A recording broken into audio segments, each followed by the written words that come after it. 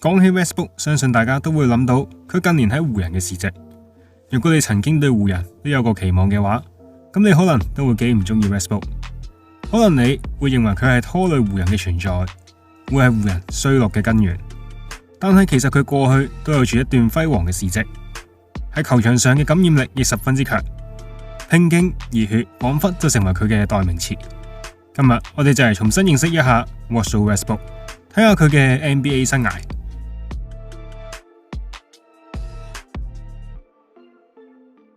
講起 Westbrook， 唔知大家又會諗起啲咩呢？腦殘？只係識依靠身體質素，冇技術。但諗起呢啲之前，唔知大家又有冇聽過 Westbrook 嘅故事呢？ Westbrook 只係嚟自於普通嘅家庭，而佢細個嘅時候身材都係十分之普通，高中一年級都只有1米77，重63公斤，放喺香港嘅校隊都唔係啲咩突出嘅身材，令佢喺高中嘅前2年都只能夠從後備出發。好彩從高中3年級之後，佢嘅身高就突然飆升，從1米77上升到去1米91，令到佢開始成為球隊嘅主力控衛，更加取得25.1分、8.7個籃板、2.3個助攻、3.1個偷波嘅成績，並帶領球隊攞到25勝4負嘅隊史紀錄。如果佢喺高中頭2年都曾經因為身高而有諗過放棄籃球嘅想法嘅話，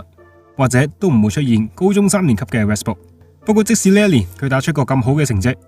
外界都仍然對佢有唔少嘅質疑。有人會認為佢獨食，唔夠冷靜，唔夠成熟，加上佢高中生涯大部分時間都係喺度打後備，就令到好多大學都冇邀請佢加盟。即使係喺往後加入嘅 UCLA， 都係因為佢哋當時嘅主控決定參加 NBA 選秀，球隊急需一名後備控衛，所以先至邀請佢加盟嘅。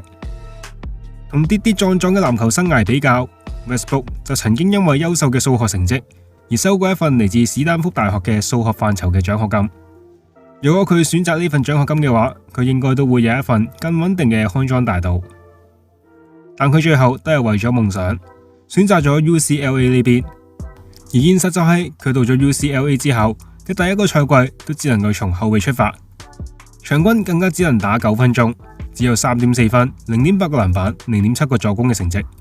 到咗大學2年級，都只係因為主將受傷而獲得正選嘅位置。不過錯有錯着，佢都總算能夠把握機會表現自己，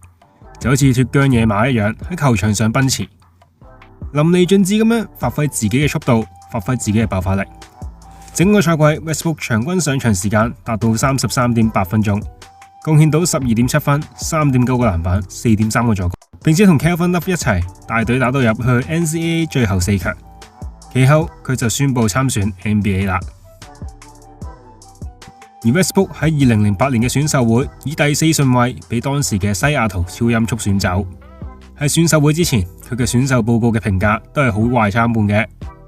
當時報告指佢嘅優點係擁有住頂尖嘅運動能力同埋速度，可以用極快嘅第一步同埋突破能力直接攻框，亦有住出色嘅中距離，進攻都十分之無私，總係會喺進攻嘅時候尋找其他隊友。除此之外，雖然佢只有6尺3寸高，但佢有住6尺8寸嘅臂展，使佢有住成為優秀防守者嘅潛力。而佢堅毅嘅努力嘅態度，亦係報告特別提到嘅地方。但報告指佢嘅缺點，主要都係話佢身材單薄，力量未足以對抗 NBA， 而且罰球同埋3分都好差，需要努力改善。再加上佢大學1年級都只係後備，出場時間唔多，要到第2年先至有較多嘅出場機會表現自己。喺種種不明朗嘅因素之下，使佢成為咗屈居於 Derrick Rose、比士利同埋 OJ 美奧之下嘅第4位啦。喺入到去聯盟之後， Westbrook 都可以話係經歷過唔同嘅風風雨雨。佢嘅生涯主要可以分為4個階段，分別係雷霆時期、火箭時期、巫師時期，最後就係而家嘅湖人時期。我哋先嚟睇下雷霆時期嘅 Westbrook。雷霆時嘅 Westbrook 毫無疑問係佢最強嘅時期。當時嘅佢具備住極為出色嘅運動能力，籃球呢項運動所需要嘅速度、彈跳力、爆發力，佢都一一俱備，而且有住鐵人一樣嘅體質。生涯頭5個賽季都係全勤出戰，而佢亦能夠憑住優秀嘅爆發力突破到內線，而且亦有住一手唔錯嘅僵屍中距離跳射，令對手都難以判斷佢嘅出手。而喺雷霆嘅單核時期，教練都會安排中鋒為佢卡位，俾佢搶板之後直接持球快攻，憑住佢出色嘅速度殺對手一個措手不及。佢更加因為受惠咁樣嘅戰術而令佢可以好好發揮自己全能嘅特性，更俾佢場均打出3雙嘅成績，並且成為常規賽嘅 MVP。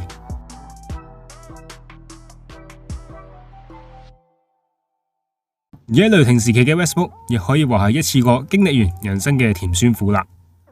喺球隊年輕化嘅方針之下，佢遇到咗 KD、Harden 同埋伊巴卡等年輕嘅隊友，一齊成長，一齊打拼，更加一齊打入總決賽。最後遺憾輸咗俾熱火3巨頭。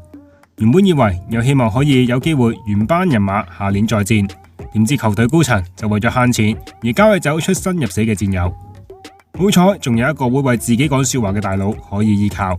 但往後就連大佬都依靠敵人，最後就發現只係剩翻自己，都繼續努力堅持帶隊。可惜球隊都發現到以自己為核心建隊始終都係走唔遠，就索性交易埋自己進行重建。為呢座城市奪冠嘅夢想，終究都只係一個夢想。而到咗火箭同昔日嘅隊友哈登嘅合作，就係佢生涯嘅第2個時期。當時嘅火箭更加為咗佢同哈登組成咗極致嘅5小陣容，但 Westbrook 嘅打法都係冇咩改變，反而運動能力就開始下降，加上投射能力一直都冇進步，就使對手可以作出戰略性嘅放空策略，令到佢嘅進攻效率都變得好差好差。關於佢嘅負評亦開始因此而越嚟越多，最終佢喺火箭留咗1年之後就被交易到去巫師。喺巫師嘅初期 ，Westbrook 因為傷患問題，令到佢嘅表現都只係一般，而未能夠帶隊打出啲咩成績。再加上之前火箭同埋雷霆晚期嘅各種劣跡，就越嚟越多呼聲指佢係球隊嘅毒瘤。但即使係咁 ，Westbrook 都冇理會外界嘅各種輿論，繼續努力打波。經常喺落後嘅情況之下，第4節逆轉對手。喺明星賽之後，更加帶隊從後趕上，進入季後賽。成件事係幾咁熱血。但可惜嘅係，佢喺賽季結束之後，佢為咗完成返到家鄉洛杉磯打波嘅心願，就喺休賽期主動向球隊提出交易，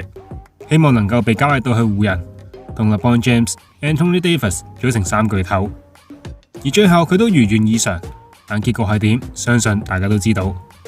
而家佢更加成為一眾湖人嘅眾矢之的。其實縱觀佢整個生涯，雖然佢嘅技術好似長年都冇咩進步，喺運動能力下降之後，弱點就完全暴露出嚟。加上佢比較容易上腦，有啲傳波同埋出手選擇都令人不解。呢種種嘅缺點都令到佢嘅身價下降咗唔少。但係佢逆境求全嘅態度，對比賽嘅真性心，